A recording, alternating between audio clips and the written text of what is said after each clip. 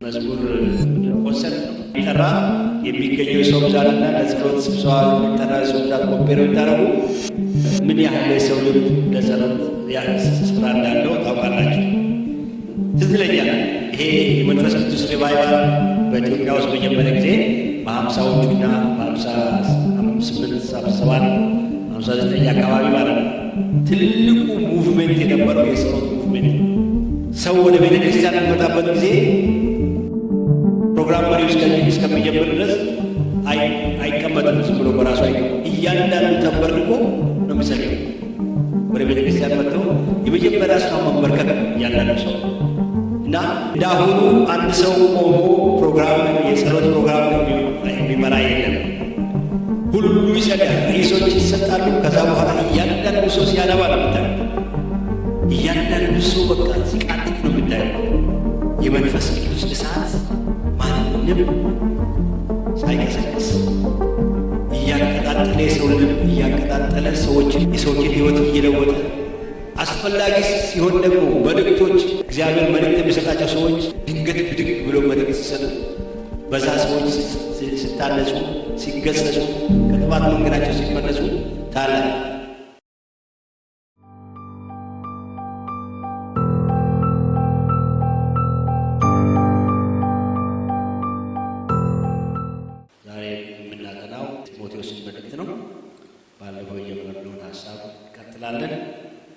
ጌታ እየተባረከ ይሁን። ዛሬ ጢሞቴዎስ ምዕራፍ 2 ላለው ቁጥር 1 እና ቁጥር 2 አብረን እናነብና ሃሌሉያ። አንደኛ ጢሞቴዎስ ምዕራፍ 1 ምዕራፍ 2 ቁጥር 1 እና 2 እንግዲህ እግዚአብሔርን በመምሰልና በጭምትነት ሁሉ ጸጥና ዝግ ብለን እንድንኖር ልመናና ጸሎት፣ ምልጃም፣ ምስጋናም ስለ ሰዎች ሁሉ ስለ ነገሥታትና ስለ መኳንንት ሁሉ እንዲደረጉ ከሁሉ በፊት እመክራለሁ። ሰዎችን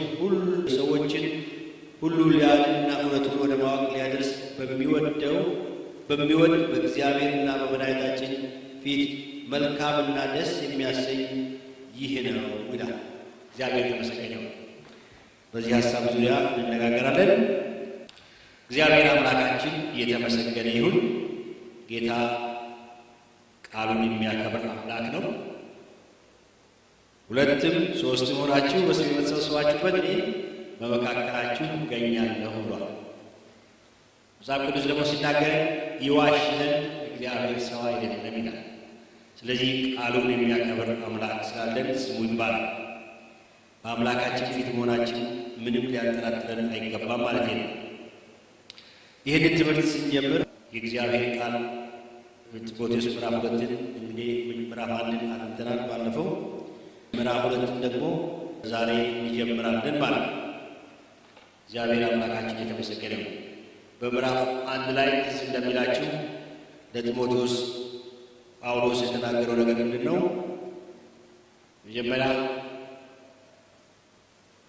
እውነተኛውን ዶክትሪን ትክክለኛውን ትምህርት አስተምር፣ ወንጌልን ስበክ፣ ለእምነት ቁም ወይ ደግሞ እምነትን ከጥፋት ሰዎች ተከላከል የሚሉ ሶስት ዋና ሀሳቦችን አስተላልፎ ነበር።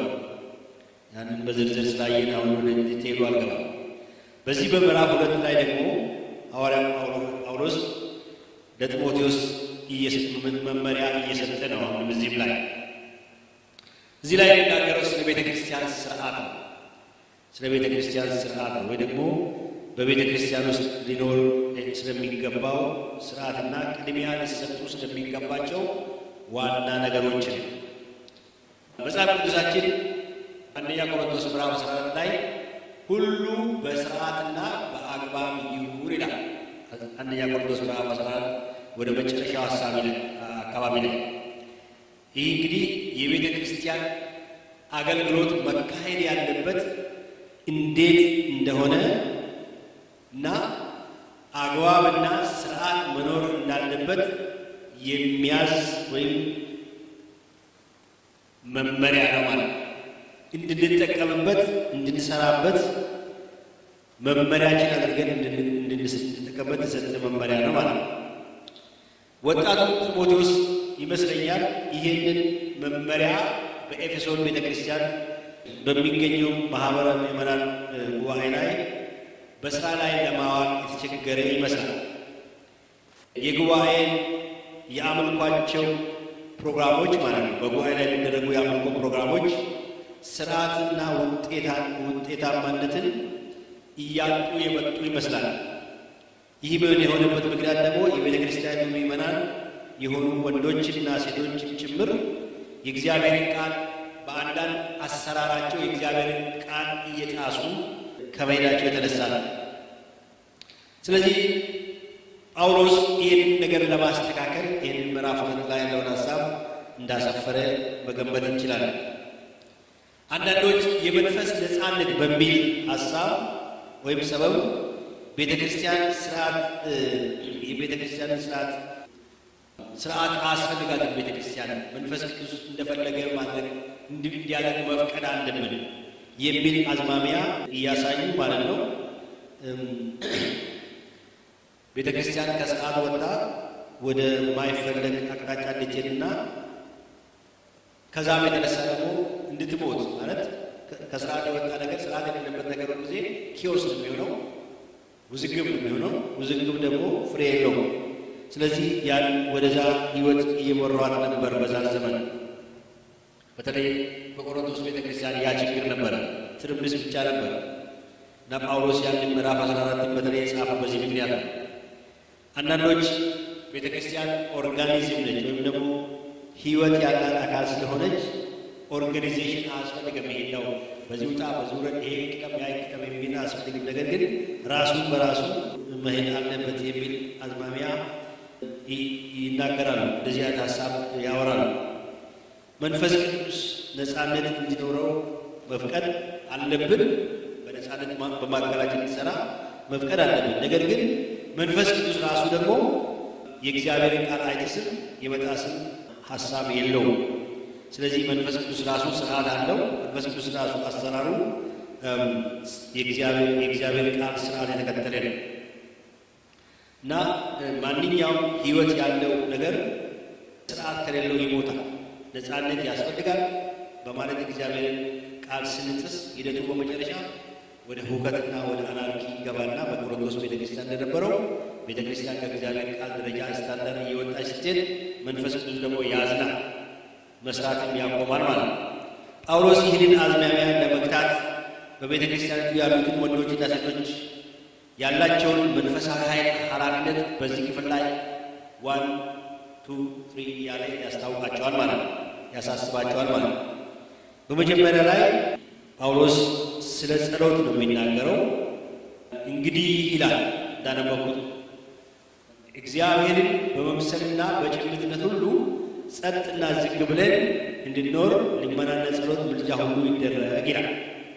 በተለይ ይሄንን ሐሳብ ያስተላለፈው ለወንድሞች ነው ወይም ደግሞ ለወንዶች ነው። ቁጥር 8 ላይ ሄዳችሁ እንግዲህ ወንዶች በስፍራ ሁሉ ይላል ስለ አለቁጣና አለክፉ ሐሳብ የተቀደሱ ልጆችን እያነሱ እንድጸልዩ ፈቅዳለሁ ይላል እና በተለይ ይሄ ጸሎት ነገር የተላለፈው ምናልባት በዛ ጊዜ ብዙ ትኩረት ይሄን ኃላፊነት የሚወስዱ ወንዶች ሊሆኑ ይችላሉ። ስለዚህ ለወንዶች ነው ማለት ነው። ስለዚህ በዚህ መመሪያ መሰረት ከቁጥር 1 እስከ 8 ባለው ሐሳብ ውስጥ ስንመለከት ጳውሎስ ምንድን ነው የሚለው? መጀመሪያ ምን መደረግ አለበት ነው የሚለው። ቁጥር 1 እንግዲህ እግዚአብሔርን በመምሰልና በጭምትነት ሁሉ ጸጥና ዝግ ብለን እንድንኖር ልመናና ጸሎት፣ ምልጃ፣ ምስጋና ስለ ሰዎች ሁሉ ስለ ነገሥታትና ስለ መኳንንት ሁሉ እንዲደረግ ከሁሉ በፊት እመክራለሁ ይላል።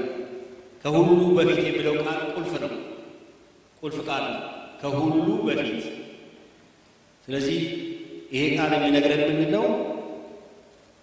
በቤተ ክርስቲያን በሚደረገው የአደባባይ አምልኮ ወይም ፓብሊክ ወርሺፕ ጸሎት በጣም አስፈላጊ መሆኑን የሚያመለክት ማለት ነው። ለጸሎት ቅድሚያ መሰጠት እንዳለበት የሚያመለክት ነው ማለት ነው። በአሁኑ ዘመን ስንመለከት በብዙ አብያተ ክርስቲያናት ዘንድ የጸሎት አስፈላጊነትና ትኩረት አልተሰጠውም። ይሄ ደግሞ ያሳዝናል። ከጸሎት ይልቅ ሌሎች አክቲቪቲዎች ናቸው የሚቀድሙት። በማስታወቂያዎች፣ ወይ ደግሞ በተለያዩ ነገሮች ላይ ትኩረት ይሰጣል። ግን ጸሎት ላይ ብዙ ሰው አይገኝም፣ ለመገኘት አይፈልግም። እንዳው የጸሎት ስብሰባ ሲጠራ ሰው በጸሎት ስብሰባ ላይ ለመገኘት ብዙ ፈቃደኛ አይደለም። እንዳው ምንድን ነው ማለት የመዝሙር ምንድን ነው ማለት ኮንሰርት ነው ማለት ላይ ቢጠራ የሚገኘው የሰው ብዛትና ለጸሎት ስብሰባ የሚጠራ የሰው ብዛት ኮምፔር ቢታረጉ ምን ያህል የሰው ልብ ለጸሎት ስፍራ እንዳለው ታውቃላችሁ። ትዝ ይለኛል ይሄ የመንፈስ ቅዱስ ሪቫይቫል በኢትዮጵያ ውስጥ በጀመረ ጊዜ በ50ዎቹና በ58 57 59 አካባቢ ማለት ነው። ትልቁ ሙቭሜንት የነበረው የጸሎት ሙቭሜንት። ሰው ወደ ቤተ ክርስቲያን የሚመጣበት ጊዜ ፕሮግራም መሪው እስከሚጀምር ድረስ አይቀመጥም። ዝም ብሎ በራሱ አይቀመጥም። እያንዳንዱ ተንበርክኮ ነው የሚጸልየው። ወደ ቤተ ክርስቲያን መጥተው የመጀመሪያ ስራው መንበርከክ ነው። እያንዳንዱ ሰው ይገርማል። እና እንዳሁኑ አንድ ሰው ቆሞ የጸሎት ፕሮግራም የሚመራ የለም። ሁሉ ይጸልያል፣ ርዕሶች ይሰጣሉ። ከዛ በኋላ እያንዳንዱ ሰው ሲያነባ ነው የምታየው። እያንዳንዱ ሰው በቃ ሲቃጥት ነው የምታየው። እግዚአብሔር የተመሰገነ እና የመንፈስ ቅዱስ እሳት ማንም ሳይቀሰቅስ እያቀጣጠለ የሰው ልብ እያቀጣጠለ የሰዎችን ሕይወት እየለወጠ አስፈላጊ ሲሆን ደግሞ መልእክቶች እግዚአብሔር መልእክት የሚሰጣቸው ሰዎች ድንገት ብድግ ብለው መልእክት ሲሰጡ በዛ ሰዎች ሲታነጹ፣ ሲገሰጹ፣ ከጥፋት መንገዳቸው ሲመለሱ ታላ ሰው ትንቢት ተናገርልኝ ብሎ ሰው ጋር ሲሄድ አታየው።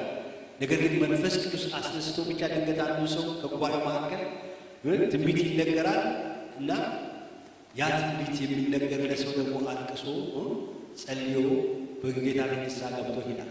ሕይወቱ ተለውጦ ታያላችሁ። ከዛ በኋላ እና የእግዚአብሔር እሳት እንደዚህ ነበር ሲሰራ ነበር። እግዚአብሔር የተመሰገነ ይሁን። አዳር ጸሎቶች በየቦታው ይደረጉ ነበር። ቅስቀሳ ብዙ አያስፈልግም ነበር። ዛሬ ብዙ ተቀሰቀሰ፣ ብዙ ተቀሰቀሰ። አንድ ሰው የሚገኝ ነው። የታደለ ሰው ጥቂት ሰዎች እንደሚያገኝ። ስለዚህ የጸሎት ፕሮግራም በጣም ወሳኝ ነው። በጸለይ ቁጥር ብዙ ኃይል እንለብሳለን። ጸሎት ከሌለ ኃይል የለም። ጸሎት በሐዋርያት አገልግሎት ውስጥ ልክ እንደ ቃሉ አገልግሎት ማለት ነው። እንደ ቃሉ አገልግሎት ትልቅ ስፍራ ነበረው። በሐዋርያት ሥራ ምዕራፍ 6 ቁጥር 4 ላይ ስታነቡ ሐዋርያት ምንድን ያሉት? ሐዋርያት ሥራ ምዕራፍ 6 ቁጥር 4 ላይ ትልቁ ትኩረታቸው ሐዋርያት የጸሎት ነገር ላይ ነው። ሐዋርያት ሥራ ምዕራፍ 6 ቁጥር 4 ታነብላችኋል።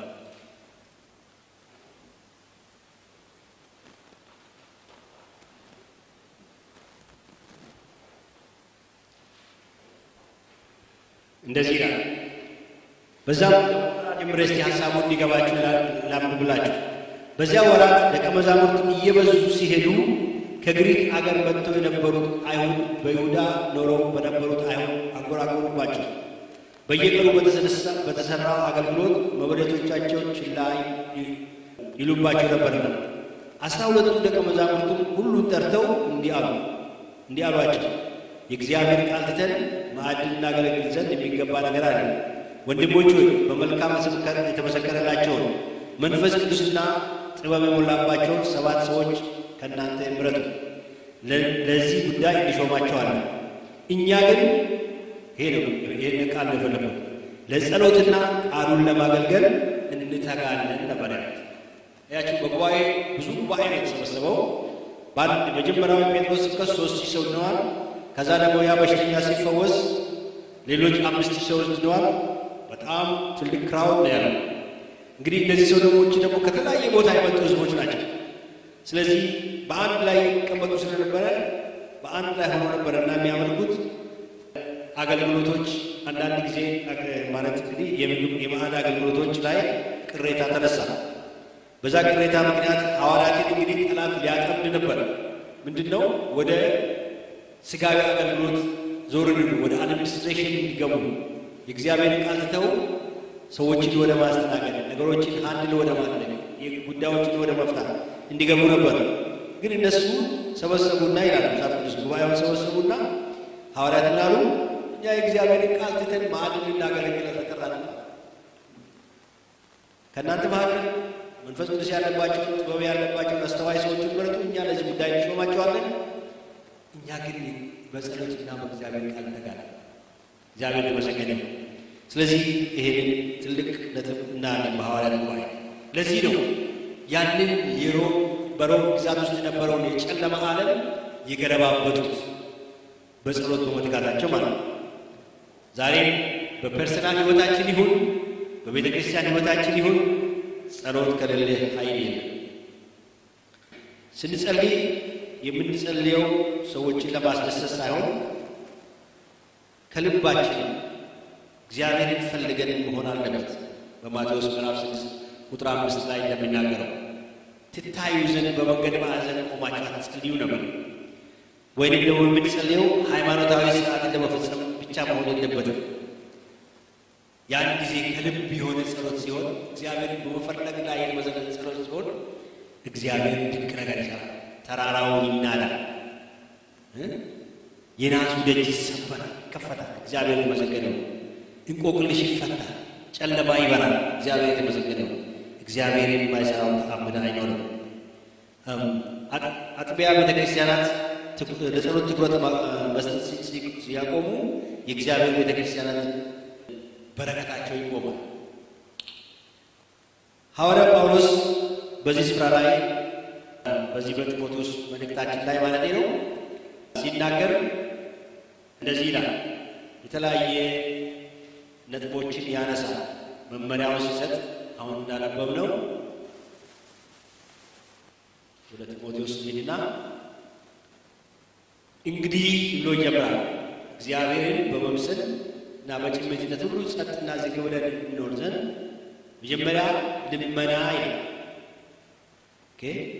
መጀመሪያው ሀሳብ እንግዲህ ከሁሉ ይበልጥ ከሁሉ በፊት የሚለውን ቃል ነው እስካሁን ያብራራ ነው። ትኩረት ሊሰጠው የሚገባ ጸሎት እንደሆነ አሁን እስካሁን ባለው ሀሳብ ያየ ነው።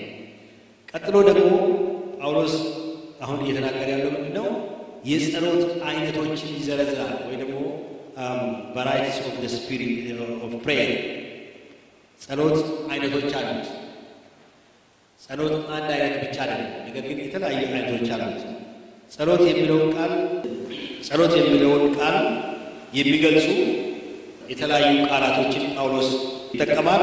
በመጽሐፍ ቅዱስ በተለይ ወደ 7 የተለያዩ የግሪክ ቃላቶችን እናገኛለን ከጸሎት ጋር የሚሄዱ የጸሎት አይነቶችን የሚገልጹ። የመጀመሪያው ጳውሎስ ላይ የተጠቀመው ልመና የሚለው ነው። ልመና ይላል። ምን አድርጉ ይላል? ጸጥና ዝግ ብለን እንድንኖር ልመና ይላል። ልመና የሚለው በእንግሊዝኛው ሳፕሊኬሽን የሚል ቃል ነው።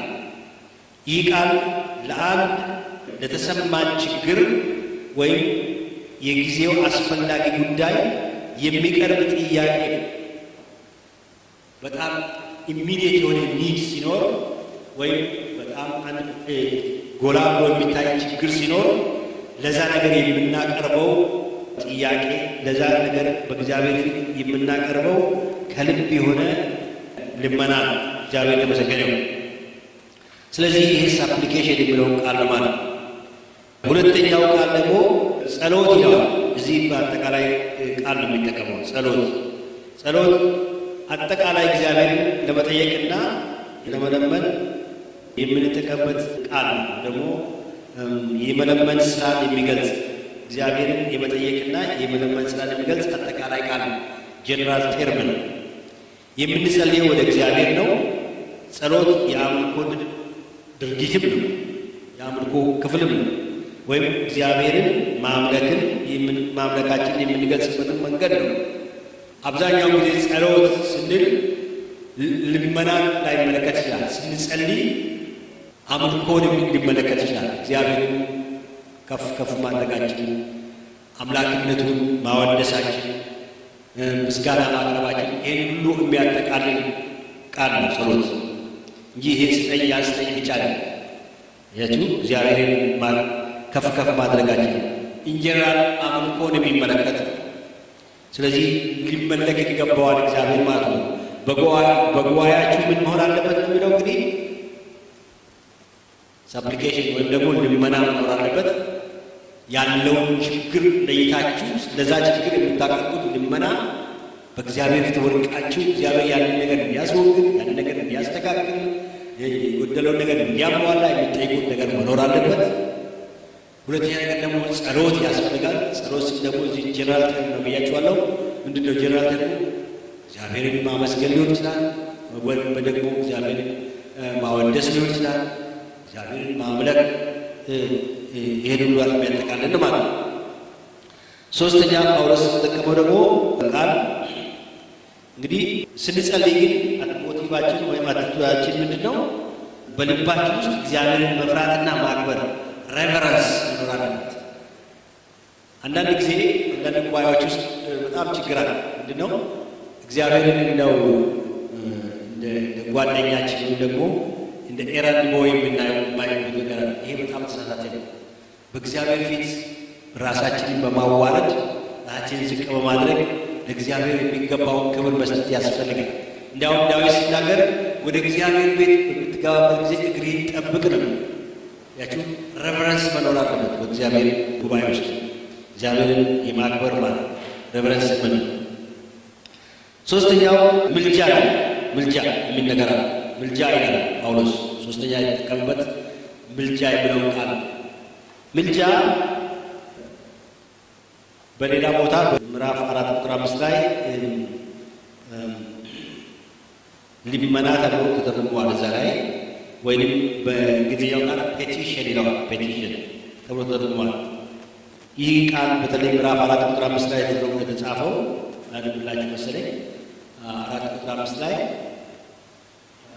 እንደዚህ ይላል፣ በእግዚአብሔር ቃልና በጸሎት የተቀደሰ ነው ይላል። ስለ ምግብ ከምግብ ጋር ያለው ስለ ምግብ ነው የምናገረው። እግዚአብሔር የፈጠረው ሁሉ መልካም ነውና ከምስጋና ጋር ቢቀበሉት የሚጣል የለም፣ በእግዚአብሔር ቃልና በጸሎት የተቀደሰ ነውና ይላል። ይሄ በጸሎት የሚለው ቃል እዚህ ላይ ምን ተብሎ ኢንተርሴሽን ከሚለው ቃል ጋር ተመሳሳይ ነው። በሌላ ቦታ ኢንተርሴሽን ወይም ምልጃ ብሎ ከተተረጎመው ቃል ጋር እዚህ ላይ ያለው ቃል እሴም ሆኖ ግን እዚህ ላይ ልመና ተብሏል። ሌላ ቦታ ግን ምልጃ ተተርጉሟል። እና ይህ እንግዲህ የዚህ ቃል መሰረታዊ ትርጉሙ የዚህ ኢንተርሴሽን ተብሎ ተተረጎመው ግን የግሪክ ቃል መሰረታዊ ትርጉሙ ወደ አንድ ሰው ጠጋ ብሎ በልብ ሙሉነት ማለት ነው። ያንን ሰው ኮንፊደንት ሆኖ በኮንፊደንስ ያንን ሰው ማነጋገር ነው። ወደ አንድ ሰው ጠጋ ብሎ ያንን ሰው በኮንፊደንስ ማነጋገር የሚል ስሜት አለው ቃል የግሪኩ ቃል። ይህ የሚያመለክተው ምንድነው? እንግዲህ ወደ ጸሎት ስናመጣው ወይም ወደ ምልጃ ስናመጣው ወደ ምልጃ ጸሎት ስናመጣው ከእግዚአብሔር ጋር በሚኖረን ግንኙነት እና ደስ ማሰኘት እግዚአብሔር ደስ በማሰኘታችን የእግዚአብሔር ፈቃድ በመፈጸም እግዚአብሔር ደስ በማሰኘታችን ወደ እሱ ጠጋ ብለን ማለት ነው ስንጸልይ በሙሉ ልብነት በሙሉ ልብ እሱም በመታመን ስንጸልይ እንደምንመስለት አምነን ስንጸልይ ያ አይነት ጸሎት ማለት ነው። ታችሁ ምልጃ ብዙ ጊዜ ለሌሎች የሚደረግ ነው፣ ስለ ሌሎች የሚደረግ ነው። ኦኬ አንድ ሰው ለምሳሌ ባክ ገሌማ ጋሂድና አማላጅ ሁነኝ ስትሉት መጀመሪያ የምታስቡት ምንድን ነው? ያ አማላጅ የምትልኩት ሰው ለዛ ሄዶ እንዲለምንላችሁ ለምትፈልጉት ሰው ቅርብ መሆኑ ነው መጀመሪያ የምታስቡት። ምክንያቱም ያንን ሰው እምቢ አይለው፣ የቅርብ ጓደኛው ነው፣ የሚግባቡት ሰው ነው እና የዛን ሰው ያ ሰው ደግሞ እንዴት አድርጎ ኮንቪንስ እንደሚያደርገው ያውቃል ብላችሁ ነው የምታስቡት። ስለዚህ የምልጃ ጸሎት የሚጸልዩ ሰዎች ደግሞ እንደዚህ አይነት ሰዎች ናቸው። ወደ እግዚአብሔር ጠጋ ያለ ልብ ያላቸው፣ በእግዚአብሔር ፊት ተቀባይነት ያላቸው፣ እግዚአብሔርን ተቀባይነት የሚኖራቸው ደግሞ ከምን የተነሳ ነው? እግዚአብሔርን ፈቃድ በማድረግ እግዚአብሔር ደስ በነሱ ስለሚሰኝ። መጽሐፍ ቅዱስ ስለ ስለ ማላጆች ሲናገር ዳንኤል ኢዮብና ዳአማን ሳሙኤል እንኳን በፊቴ ቆሙ ይላል ባለ ቦታ ላይ የዚህ ሕዝብ አጥቅራል ብሎ የተናገረበት ጊዜ አለ ስለ እስራኤል። እነዚህ ሰዎች በምልጃ የታወቁ ናቸው። ዳንኤል በምልጃ የታወቀ ነው። ሳሙኤል በምልጃ የታወቀ ነው። ኢዮብም በምልጃ የታወቀ ነው። ያቺ እነዚህ ሶስቱ እንኳን በፊቴ ቆሙ ይላል። ያቺ እግዚአብሔር እንዴት ሪኮግናይዝ እንዳደረጋቸው እነዚህ ሰዎች የእግዚአብሔር የልብ ወዳጆች ናቸው ማለት ነው። የልብ ወዳጅ የሆኑ ቻሉት ደግሞ ከምን የተነሳ ነው? የእግዚአብሔርን ፈቃድ ስለሚያደርጉ ስለነበረ ወደ እግዚአብሔር የቀረበ ልብ ስለነበራቸው እግዚአብሔርን የሚፈሩ ሰዎች ስለነበሩ እግዚአብሔር ይሰማቸው ነበር። እግዚአብሔር የተመሰገነ ነው። ስለዚህ የምልጃ ጸሎት መጸለይ ቀላል እንዳይመስላችሁ። መጀመሪያ ራሳችን ለእግዚአብሔር የሰጠን ሰዎች መሆን አለብን ማለት ነው። ጌታ የተመሰገነ ነው። የምልጃን ጸሎት መጸለይ። ስለዚህ ምልጃ በጣም ሃይ ሌቨል ጸሎት ነው። አራተኛው ጳውሎስ የተጠቀመው ቃል ምስጋና ነው። ምስጋና ጸሎት አይነቶች አሉ። ምስጋና ማቅረብ ነው። ጊቪንግ ታንክስ ይለዋል በእንግሊዝኛው። ያለ ጥርጥር የአምልኮና የጸሎት ምልጃ ማነው አምልኮ ማነው ምስጋና እንግዲህ ከዚህ እንደምንረዳው የጸሎት አካል መሆኑን ነው። ምስጋና የምናቀርበው ለእግዚአብሔር ስለ ማንነቱ በጸጋው ስለሚያደርግልን ነገር ሁሉ ጭምር ነው። እግዚአብሔር የተመሰገነ ነው። እግዚአብሔር እንደምናመሰግነው እሱ አምላካችን ስለሆነ ስለ ማንነቱ ልናመሰግነው ይገባል። ይህንም በተለይ በመዝሙረ ዳዊት ታያላችሁ። ውዳሴ ይለዋል ወይ ደግሞ እንደባለው አዶሬሽን ይባላል። እግዚአብሔርን ስለ እግዚአብሔርነቱ ማመስገን እግዚአብሔር የተመሰገነ ነው።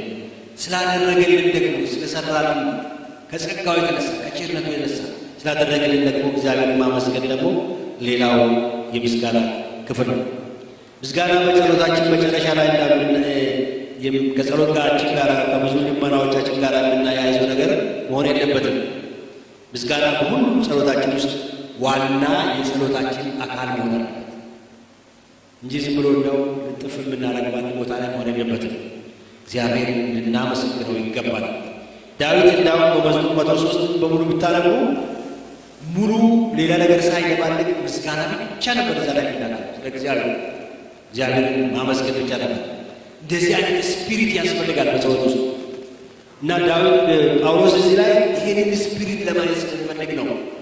ቤተ ክርስቲያናችን ኃይል እንዲኖራት ካስፈለገ፣ ቤተ ክርስቲያናችን የእግዚአብሔር ጉብኝት እንዲኖራት ካስፈለገ የመጀመሪያ ቅድሚያ ለጸሎት ስፍራ ስጡ።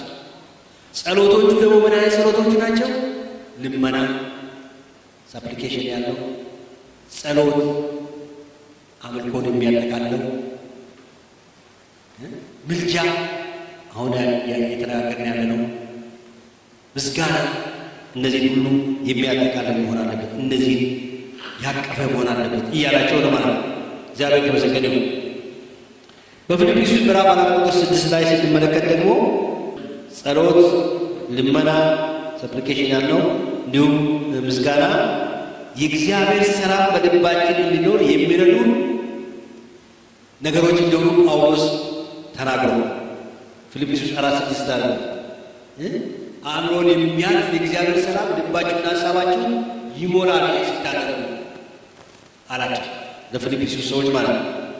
በጳውሎስ የቀረበው አእምሯችሁ በሰላም እንዲሞላ ከፈለጋችሁ፣ ልባችሁ በሰላም እንዲሞላ ከፈለጋችሁ ፎርሙላው ምንድን ነው?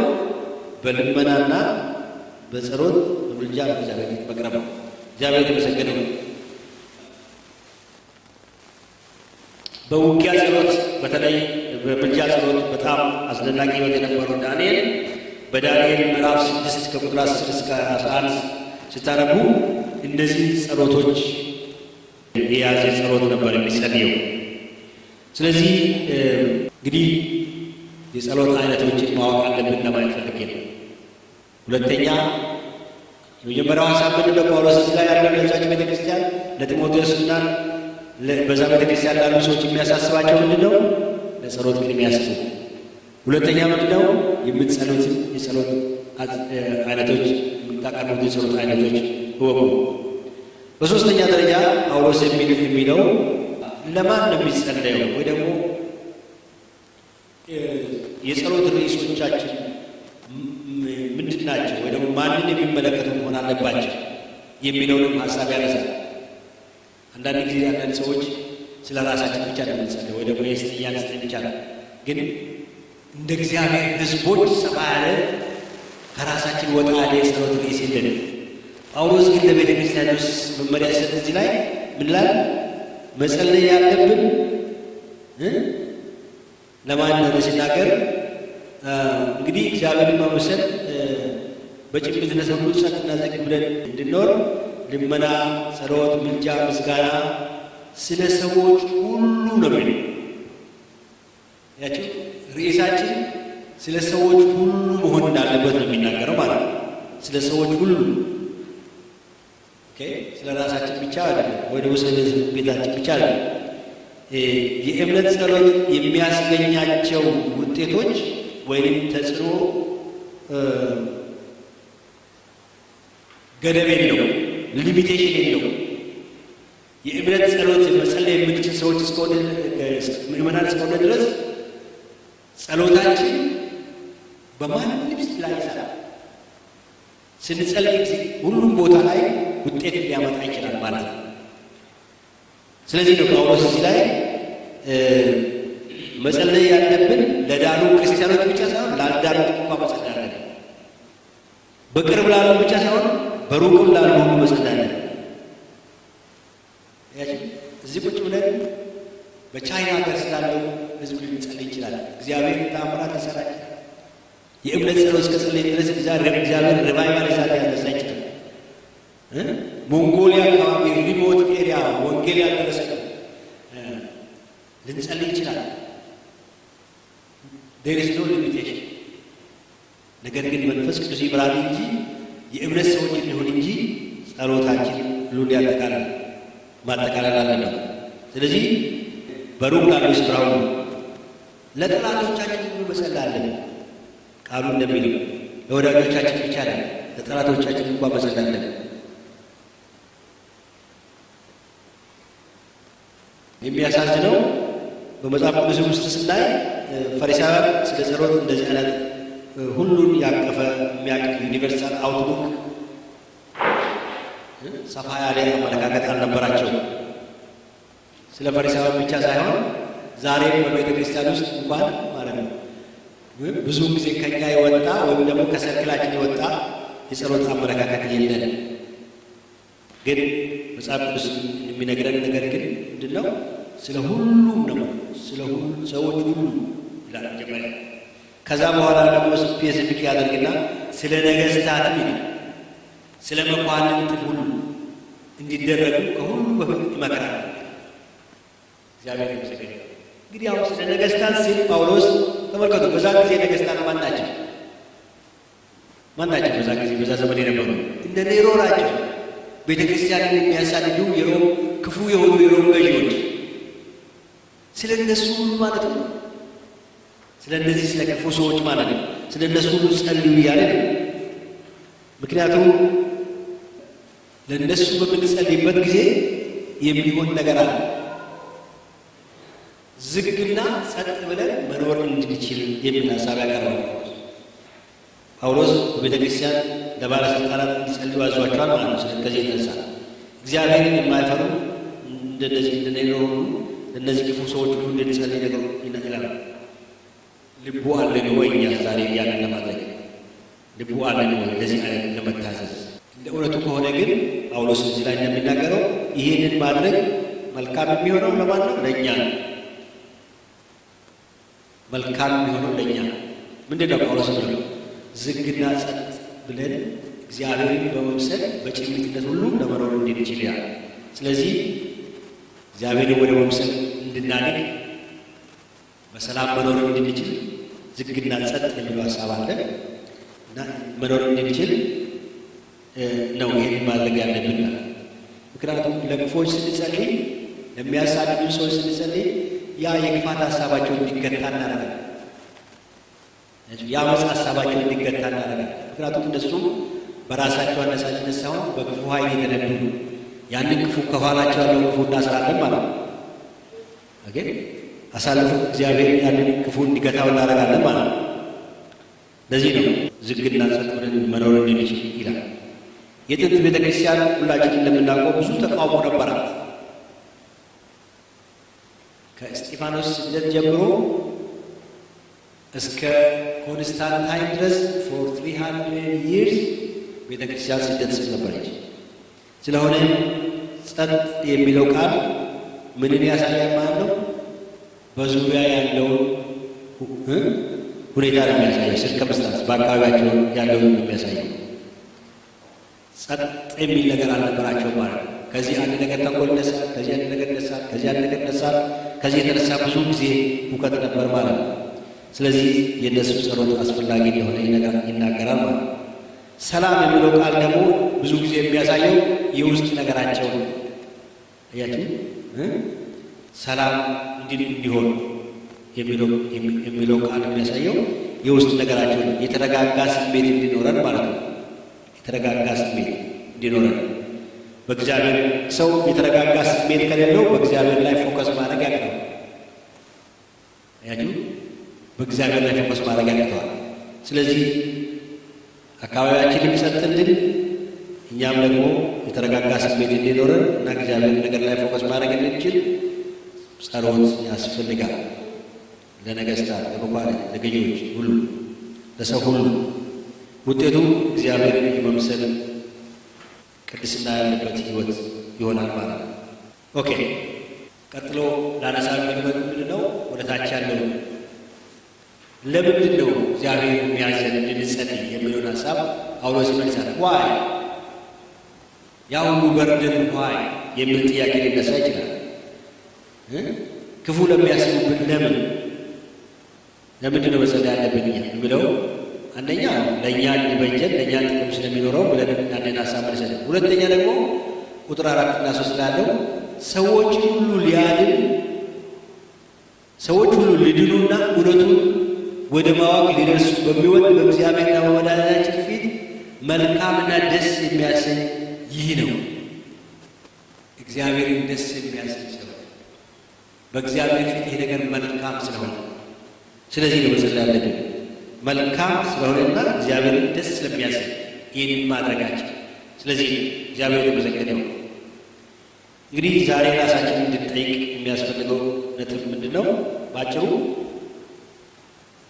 በሕይወታችን እኛ በቤተ ክርስቲያናችንም ይሁን በግል ሕይወታችን ለጸሎት ቅድሚያ አለን ወይ? The family that prays together stays together የሚል አባባል አለ። በቤተሰብ ደረጃ አብሮ መጸለይ ትልቅ ነገር የእግዚአብሔር በረከት በቤታችን እንዲኖር ያደርጋል ማለት ነው። ይህንን የጸሎት ምስጢር ያላወቅን ብንኖር ይህን ልናደርግ ያስፈልጋል። ብዙ ጊዜ ራሳችንን እኛን እግዚአብሔር የሚሰማን አይመስልንም። ሰዎች ካልጸለዩልን ማለት ነው። ግን እግዚአብሔር የእንጀራ ልጅ የለውም። ሁላችንም የእግዚአብሔር ልጅ ስለ ጸጋ ልዩነት አልተናል። ጸጋ ልዩነት እንዳለ አለ። እግዚአብሔር የጸጋ ስጦታዎችን የተለያየ ጸጋ ስጦታዎችን ሰዎችን እንደሚሰጥ አምናለሁ። ግን በእግዚአብሔር ዓይን ፊት በልጅነት መብት በተመለከተ ግን እግዚአብሔር የእንጀራ ልጅ የለውም። አንተ የምትጸልይ ይሰማሃል። ግን ወደ ትዕቢት እንድንሄድ ሳይሆን እኔ ለራሴ ጸልያለሁ ሌላ ሰው አያስፈልገኝም የሚል አለ። ሁለት ነገሮችን ጎን ማጣራት ያለብን አዘ ቦዲ ኦፍ ክራይስት የሚኖረንን በእግዚአብሔር ፊት የሚኖረንን ስፍራና አዛን ኢንዲቪጁዋል በእግዚአብሔር ፊት የሚኖረንን ስፍራ ለይተን ማወቅ አለብን። አዛን ኢንዲቪጁዋል እግዚአብሔር በክርስቶስ ያመንኩ ሰው ነው እግዚአብሔር እንደ ልጁ ነው የሚያየው። ስለዚህ አባት ብለን የምንጮህበት የልጅነት መንፈስ ሰጠን ስለሚል ወደ እግዚአብሔር የማቀርበውን ነገር ይሰማኛል። ኦኬ አዘ ቦዲ ኦፍ ክራይስት ግን ከኔ እምነት በላይ የሆነ ከኔ ማስተዋል በላይ የሆነ እግዚአብሔር የሚገልጥበት በአካል ውስጥ ያስቀመጠ የጸጋ ስጦታዎች ደግሞ አሉ። ዛትስ ዋይ ዊ ኒድ ቱ ካም ቱጌዘር። አንድ ላይ መጥተን እግዚአብሔርን ማምለክ ያለብን ለዚህ ነው። ምክንያቱም በኤፌሶን ምዕራፍ 1 መሰረት ከቁጥር 11 ጀምሮ ስታነቡ እግዚአብሔር በቤተ ክርስቲያን ውስጥ እንዳለ የተለያየ የጸጋ ስጦታዎችን አስቀምጧል። ምን እንዲሆን? ክርስቶስን ወደ መምሰል ያች አካል ቤተ ክርስቲያን ታድግ ዘንድ፣ ያ የክርስቶስ አካል ያድግ ዘንድ፣ መታነጽ ይኖር ዘንድ እግዚአብሔር የተመሰገነ ነው። ስለዚህ እነዚህ ሁለቱም ለይተን ማወቅ አለብን። እግዚአብሔር አምላካችን የተመሰገነ ነው። ስለዚህ ፕራዮሪቲ አለን ወይ ለጸሎት? ሁለተኛ የጸሎት አቀራረብ ወይም ደግሞ የጸሎት ልመናችን ምን ይመስላል? ሰፕሊኬሽን ወይም ደግሞ ልመና አለ ወይ? ልመና እናቀርባለን ወይ? ኒድ ሲኖር ሁለተኛ እናመልካለን ወይ?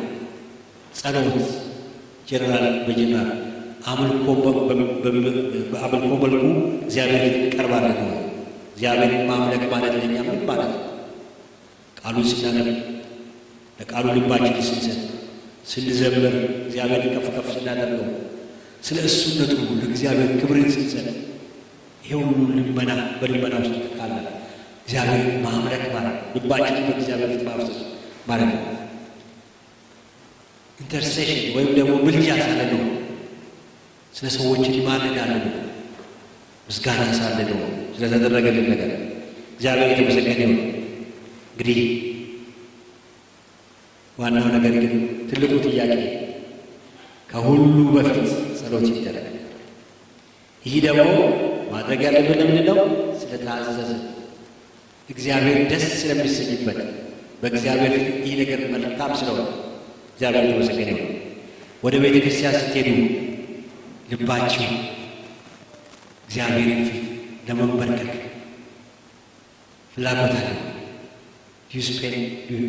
are you willing to spend few hours እንኳን ባይሆን a few minutes በእግዚአብሔር ፊት ቁጭ ብላችሁ ጌታ እንዲናገር ይሄን ቃል አገልጋዮች የሚያገለግሉት ጋር እንዲቆሙ በእውነት በእግዚአብሔር ፊት የማቅረብ ልምድ አለን ነው። የእግዚአብሔር ፕሬዘንስ ይህን ስፍራ እንዲሞላ ኢንዲቪጁዋል። ምክንያቱም የሚጸልይ ጉባኤ ነው የሚጎበኝ ጉባኤ። ካልጸለይ አንጎበኝ። ሰው የሚዘራውን ያጭዳል አለ በመጽሐፍ ቅዱስ። እግዚአብሔርን ከጠየቅ እንቀበላል። እግዚአብሔር የተመሰገነ ይሁን። but do we have that heart? እግዚአብሔር የተመሰገነ ይሁን። ቅድም ነግራቸዋለሁ። ሪቫይቫል በተጀመረ ጊዜ የመጀመሪያ በሰዎች ሕይወት ውስጥ የሚታየው ይሄ ነገር ብቻ ነው። ከዚህ የተነሳ የእግዚአብሔር ክብር ያንን ቦታ ያናውጥ ነበር። እግዚአብሔር የተመሰገነ ይሁን። ዛሬ ወደዚህ ስታንዳርድ መመለስ አለብን። ለጢሞቴዎስ ጳውሎስ ይህን እንደምነግረው ወደዚህ ስታንዳርድ ተመለሱ። ቤተ ክርስቲያን ውስጥ ይሄ ስርዓት መኖር አለበት። ድል ትፈልጋለህ? በሐሰተኛ አስተማሪዎች ላይ ይህን ከፈለግ ይህንን ስርዓት አስጠብቅ እያለው እግዚአብሔር የተመሰገነ ይሁን። እንግዲህ ሌሎችን እንቀጥላለን። ምዕራፍ 2 ብዙ ነገሮች አሉት። ጌታ እንደረዳን ኔክስት ታይም እንቀጥላለን።